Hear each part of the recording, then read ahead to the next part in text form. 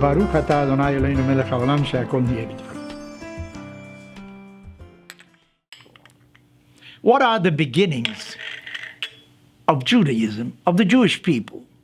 According to the Torah, Abraham is the first Jew, really, because he brings the idea of one God only to this world. And then he has a son Isaac, he has a son Jacob. Eventually, Jacob and his family go down to Egypt. Israel supposedly is on a higher level than Egypt. You go down to Egypt. They were 70 souls. But it was a family.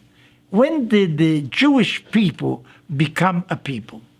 Actually, the first one in call the Jews a people was Pharaoh. He said to his advisors, Hinei Am Yisrael Rav ve'atzum mimenu. Here are the children of Israel, the people who are the children of Israel. They are numerous and more than us. He was afraid of the Jews, but he's the first one to call them people. So from there, I think we can learn, you know why the Jews became a people in Egypt? Because they now had a common history. They were now thousands, hundreds of thousands, and they had a common history. What was the common history? The common history was slavery. You know, and that brings about comradeship. You know, you have to help your friend. You have to help him with food, with God knows what, because we are all suffering under the dominance, under the yoke of slavery of the Egyptians. So we became a people because we have a common history. And this you find in many peoples in the world. You know, a common history of a group of people, that is what constitutes them into a nation. The Jews went out of Egypt and they were free. What do you do now? You have freedom. So what becomes of you when you can do whatever you want?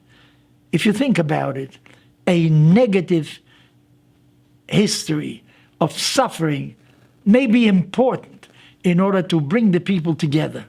But is that enough to establish a nation? A nation, after all, has to look at the future. A nation has to look at what are we going to do in this world? Now that we are free, what are we going to do with our time?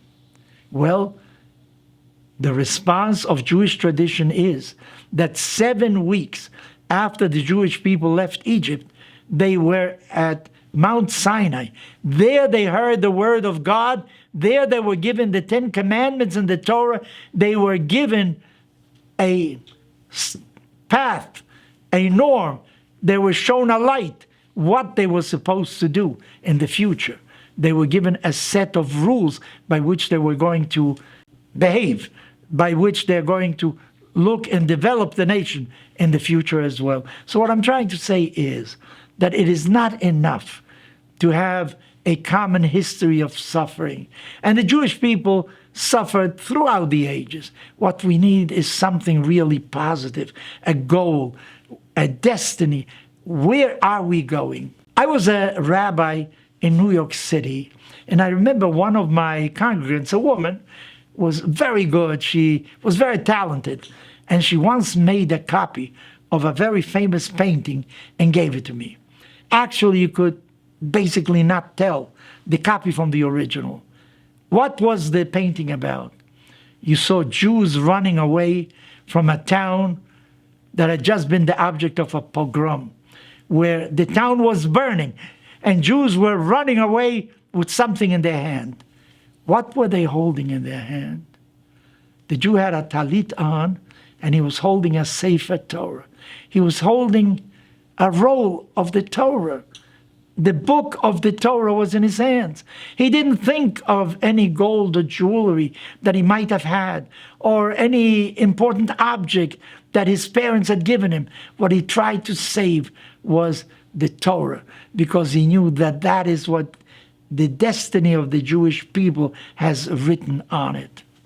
There's a story in the Talmud where one of the sages, by the cruel Romans, was enveloped in the scroll of a Torah.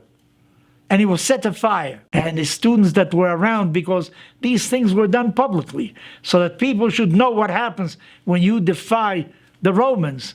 And they asked him at the last moment, Rabbi, what do you see? And he said, Gevilin nisrafin.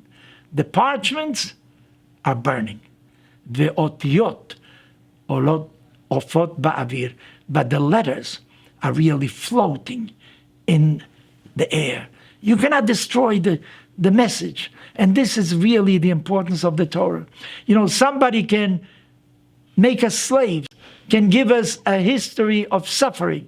But on the other hand, the hope that the Torah represents, the norm, the way of life that the Torah represents, that is forever.